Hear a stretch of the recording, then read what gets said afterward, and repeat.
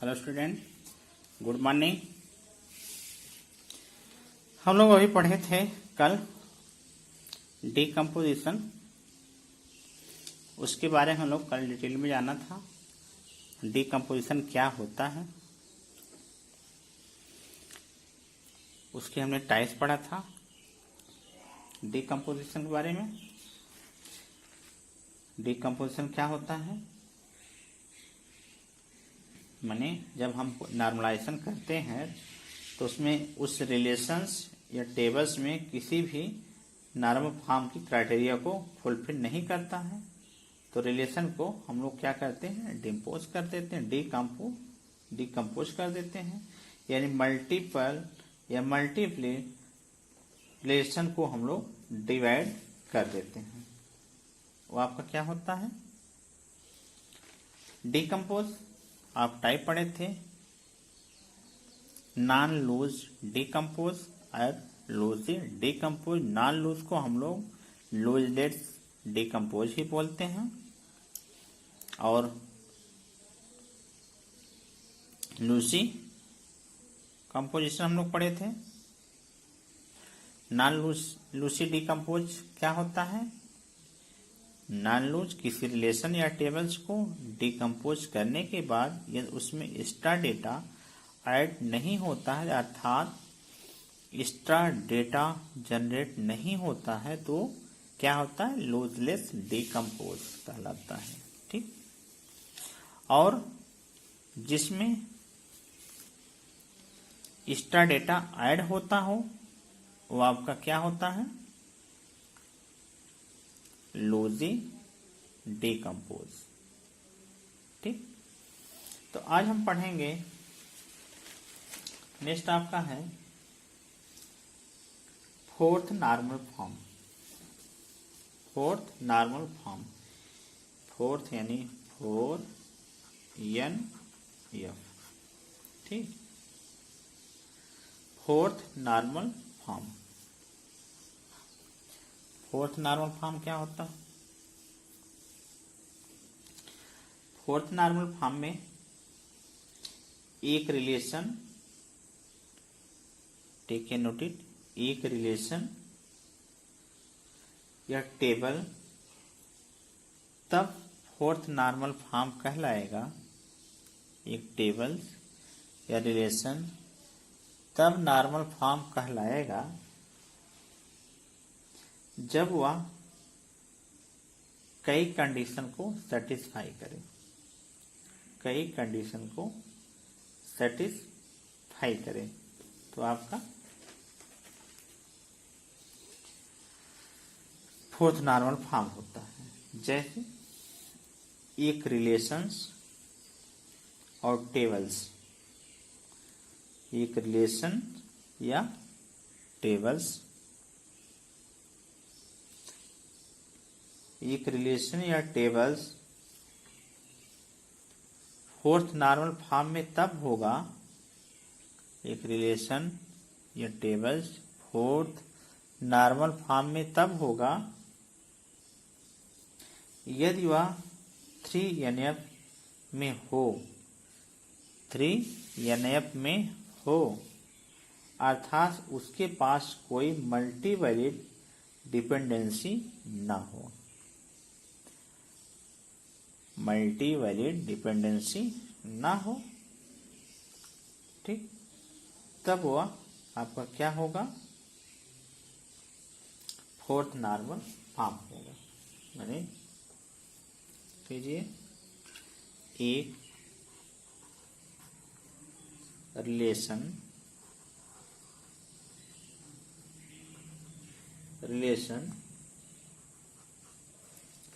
या table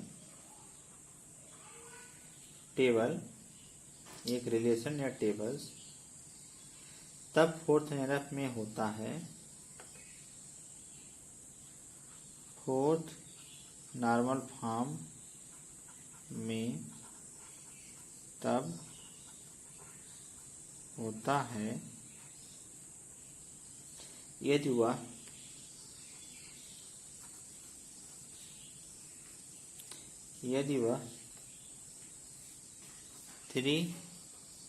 3NF में हो, 3NF में हो, तथा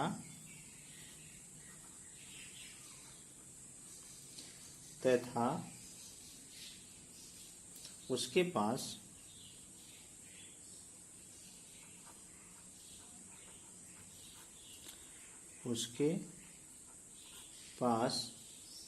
कोई मल्टीवैलिड डिपेंडेंसी ना हो, उसके पास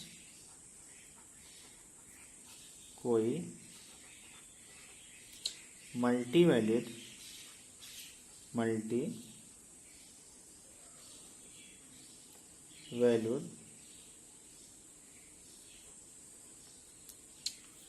डिपेंडेंसीज ना हो।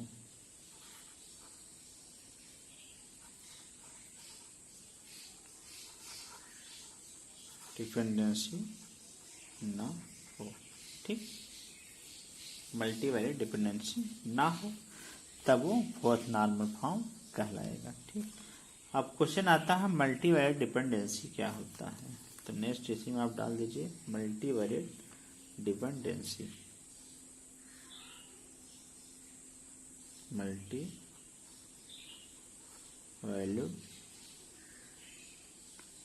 डिपेंडेंसी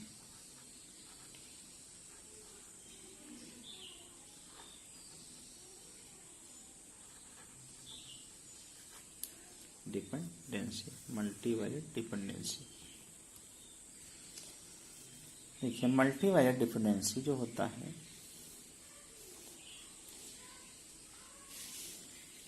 जब एक टेबल्स में एक से ज़्यादा इंडिपेंडेंट मल्टीवैल्यूड एट्रीब्यूट्स होते हैं।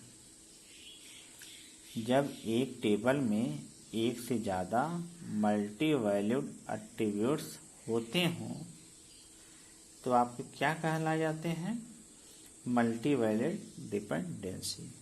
मल्टीवैलिड डिपेंडेंसी तब होती है जब एक टेबल में एक से ज़्यादा इंडिपेंडेंट मल्टीवैलिड एट्रीब्यूट्स होते हैं तो क्या कहलाते हैं, वो आपका मल्टीवैलिड डिपेंडेंसी कहलाती है। ठीक, मल्टीवैलिड डिपेंडेंसी को हम लोग प्रदर्शित कैसे करते हैं, मल्टीवैलिड डिपेंडेंसी को हम लोग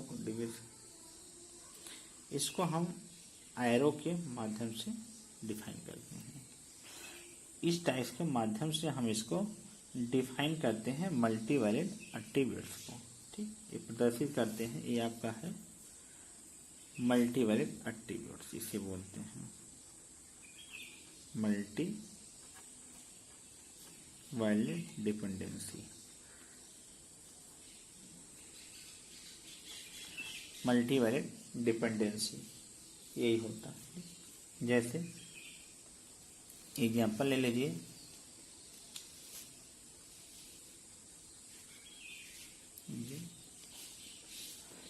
कोई मोबाइल कंपनी, ठीक है नोटेड, कोई मोबाइल कंपनी प्रत्येक मॉडल के लिए 2 कलर के मोबाइल बनाती है। सपोज दैट एक वाइट और दूसरा ग्रे। ठीक, 2 टाइप्स के मोबाइल बनाती है, 2 कलर का, ये क्या है उसके कलर हैं, 2 कलर का मोबाइल बनाती है। अब यहाँ पे मैन्युफैक्चरिंग ईयर कब बनाया है, किस ईयर में, और उसका कलर एक दूसरे पर क्या है, इंडिपेंडेंट है। ईयर कब बनाया गया है, यह क्या है, मैन्युफैक्चरिंग ईयर और कलर एक दूसरे से इंडिपेंडेंट है, तथा मोबाइल मॉडल पर क्या है, डिपेंडेंट है। मोबाइल उस मॉडल पर डिपेंड है तो हम उसको निम्न टाइप से दिखा सकते हैं। ठीक, कैसे दिखाएंगे? टेक केयर नोटिस, दो कलर है आपके, यानी दो आपके क्या बनेंगे एट्रीब्यूट्स, दो आपको डिपेंडेंसी होगी। वो डिपेंडेंसी कैसे हम दिखाएंगे इसको देखिए। मल्टीवेरिएट डिपेंडेंसी में mobile,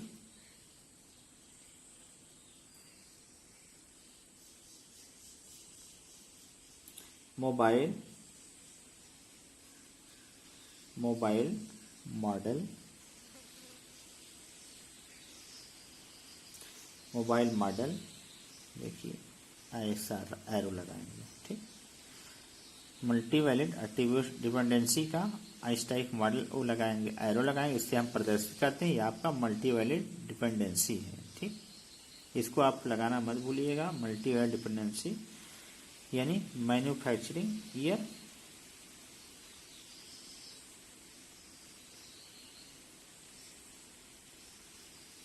manufacturing year.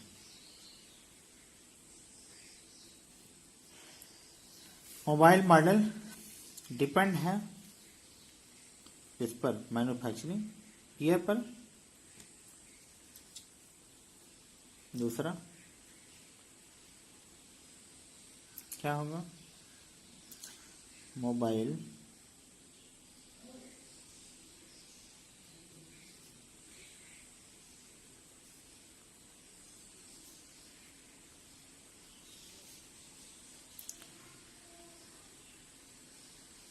Mobile model किस पर डिपेंड होगा? कलर पर।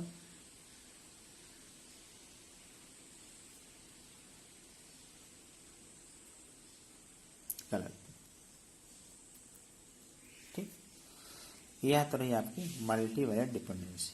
मल्टीवैलिड डिपेंडेंसी क्या होती है? मल्टीवैलिड डिपेंडेंसी तब होगी जब एक टेबल्स में एक से ज़्यादा इंडिपेंडेंट मल्टीवैल्यूड एट्रीब्यूट्स होंगे। ठीक, मल्टीवैल्यूड एट्रीब्यूट को हम प्रदर्शित सुनिश्चित करते हैं। ठीक, हम एक एग्जाम्पल लिए, यदि कोई कंपनी है उसके प्रत्येक मॉडल के दो कलर्स हैं, बनाती हो कंपनी। सपोज दैट एक हमने व्हाइट टी है, व्हाइट और दूसरा ग्रे है, व्हाइट और दूसरा ग्रे है, दो कलर का वो कंपनी मोबाइल को बना रही है।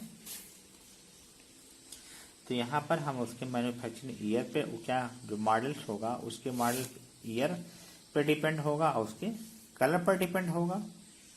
मैन्युफैक्चरिंग ईयर्स मोबाइल क्या होगा उसके मॉडल और उसके कंपनी पे डिपेंड होगा, उसके कलर पर डिपेंड होगा।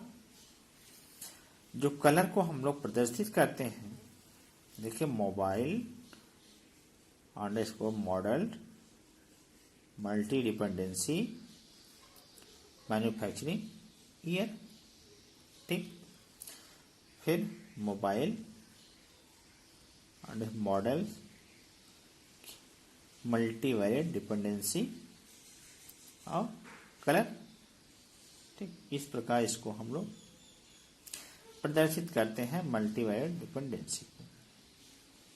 यानी फोर्थ नॉर्मल फॉर्म आपका यही कह रहा है कि टेबल या रिलेशन तभी फोर्थ नॉर्मल फॉर्म में होगा यदि वह थर्ड नॉर्मल फॉर्म में हो तथा उसके पास कोई मल्टीवैलिड डिपेंडेंसी ना हो। उसके पास कोई मल्टीवैलिड डिपेंडेंसी ना हो तो आपका क्या होता है? फोर्थ नॉर्मल फॉर्म होता है। ठीक, अब आता है एक और है आपका fifth normal form. Fifth normal form. ठीक, फिफ्थ नॉर्मल फॉर्म क्या होता है? फिफ्थ नॉर्मल फॉर्म यह एक रिलेशन या टेबल्स या फिफ्थ नॉर्मल फॉर्म तभी होगा रिलेशन और टेबल्स में जब वह कई कंडीशन को फॉलो करे, कई कंडीशन को सेटिस्फाई करता है, तभी हम फिफ्थ नॉर्मल फॉर्म को यहाँ पे रखते हैं। उसमें करता क्या है, एक टेबल्स या रिलेशन, टेबल या रिलेशन बनेगा ही, चाहे टेबल हो एक कोई या कोई एक रिलेशन हो। जब वह फोर्थ नॉर्मल में हो, पहली बात तो वह फोर्थ नॉर्मल फॉर्म में होना चाहिए। फिफ्थ नॉर्मल फॉर्म किस में होना चाहिए, जैसे अभी आपने फर्स्ट नॉर्मल फॉर्म पढ़ा था, सेकंड नॉर्मल फॉर्म पढ़ा था, सेकंड नॉर्मल के सारे गुण फर्स्ट नॉर्मल फॉर्म के होने चाहिए, फर्स्ट नॉर्मल के सारे गुण सेकंड में होना चाहिए, और थर्ड में क्या बना, सेकंड वाले के सारे गुण क्या होना चाहिए, थर्ड में होना चाहिए। और फोर्थ में वही प्रक्रिया है, फोर्थ में मैं थर्ड नॉर्मल फॉर्म के सारे गुण होने चाहिए, तब फोर्थ नॉर्मल फॉर्म कहलाएगा। और फिफ्थ नॉर्मल फॉर्म यानी जो आपके फोर्थ नॉर्मल फॉर्म के सारे गुण फिफ्थ नॉर्मल फॉर्म में होने चाहिए, तब वो क्या कहलाएगा, फिफ्थ नॉर्मल फॉर्म। और माने फोर्थ नॉर्मल फॉर्म के सारे गुण फिफ्थ नॉर्मल फॉर्म में होने चाहिए, तब वो आपका फिफ्थ नॉर्मल फॉर्म कहलाएगा। और एक वहां प्रक्रिया है कि टेबल्स में कोई नॉन लूज डिकम्पोजिशन नहीं होना चाहिए, नॉन लूज डिकम्पोजिशन नहीं होना चाहिए, ये आपका मेन है। टेबल्स में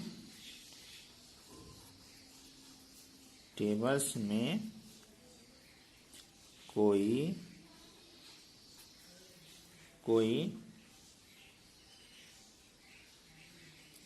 टेबल्स या रिलेशन में या रिलेशन में कोई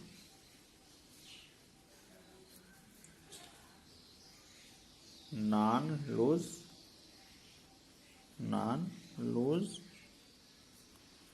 और लूजलेस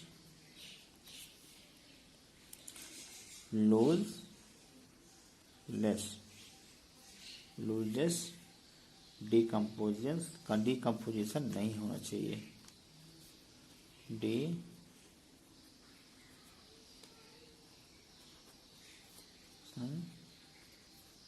नहीं होना चाहिए। ठीक, डिकम्पोजिशन मेन आपके नॉन लूज या लूजलेस डिकम्पोजिशन नहीं होना चाहिए, तब वो आपका फिफ्थ नॉर्मल फॉर्म में होगा। ठीक, लूजलेस अभी आपने पढ़ा है, लूजलेस क्या होता है, किसी रिलेशंस या टेबल्स को डिकम्पोज करने के बाद, किसी रिलेशंस या टेबल्स को डिकम्पोजिशन करने के बाद यदि उसमें एक्स्ट्रा डेटा ऐड नहीं होता है, अर्थात एक्स्ट्रा डेटा जनरेट नहीं होता है, तो वह क्या होता है, लूजलेस डिकम्पोज कहलाता है। ठीक, लूजलेस आपने पढ़ा है, माने किसी रिलेशन या टेबल्स को डिकम्पोज करने के बाद यदि उसमें एक्स्ट्रा डेटा ऐड नहीं होता है, अर्थात एक्स्ट्रा डेटा जनरेट नहीं होता है, तो वह लूजलेस डिकम्पोज कहलाता है। ठीक, लूजलेस पढ़े हैं आप, लूज क्या है, यदि रिलेशन या टेबल्स को डिकम्पोज करने के बाद यदि एक्स्ट्रा डेटा ऐड होता है तो या सेम इंफॉर्मेशन रिपीट होता है तो लूज डिकम्पोजिशन कहलाते हैं। यानी नॉन लूज में क्या होता है,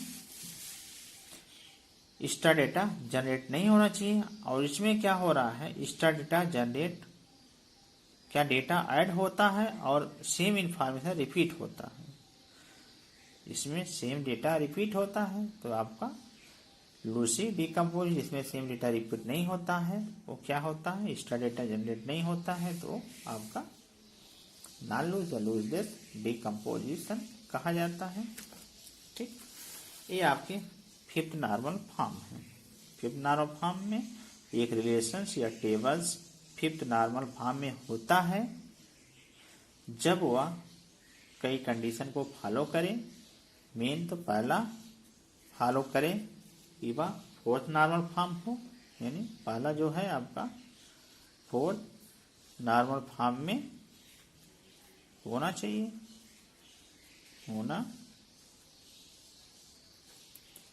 फोर्थ नॉर्मल फॉर्म में होना चाहिए। और दूसरा लूजलेस डिकम्पोज नहीं होना चाहिए,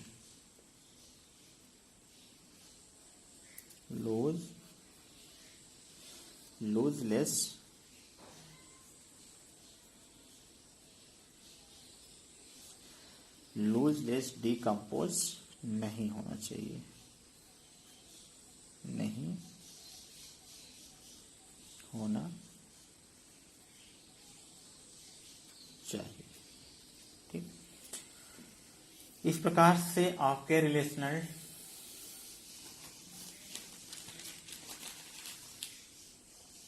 ये चैप्टर्स खत्म हुए। फर्स्ट नॉर्मल फॉर्म हमने पढ़ा, सेकेंड नॉर्मल फॉर्म पढ़ा, थर्ड नॉर्मल फॉर्म, फोर्थ और 5, और इसमें हमने BCNF पढ़ा, फंक्शनल डिपेंडेंसी पढ़ा, डेटा रिडंडेंसी पढ़ा, अपडेटिंग एनॉमलीज पढ़ा, डेटा एनॉमलीज टेबल्स पढ़ा, उसमें अपडेट एनॉमलीज पढ़ा, फंक्शनल डिपेंडेंसी पढ़ा, ये सारे हमने उसमें पढ़ा है। यदि आपको इसमें कोई से टॉपिक्स जो आपको समझ में ना आया हो, जैसे फंक्शनल डिपेंडेंसी अगर नहीं आता या BCNF समझ नहीं आ रहा, तो अगेन हम उस पर जरूर चर्चा करेंगे। कब चर्चा करेंगे? जब आप बताएंगे हाँ ये BCNF हमको नहीं आया है। फिलहाल आप इसको पढ़िए, BCNF क्या होता है। इसमें सबसे ज़्यादा इम्पोर्टेंट है आपका normal, what is the question आता है, व्हाट इज द नॉर्मलाइजेशन। पहला question what is the normalization, और इसमें जो पूछा जाता है आपके चैप्टर में, नॉर्मलाइजेशन पूछा जाता है, फंक्शनल डिपेंडेंसी पूछी जाती है, BCNF पूछा जाता है, और कभी काल आपका अपडेट एनॉमली पूछ देता है। बट लूजलेस डिकम्पोजिशन एक क्वेश्चन आता है, इस पर कभी काल दे देता है।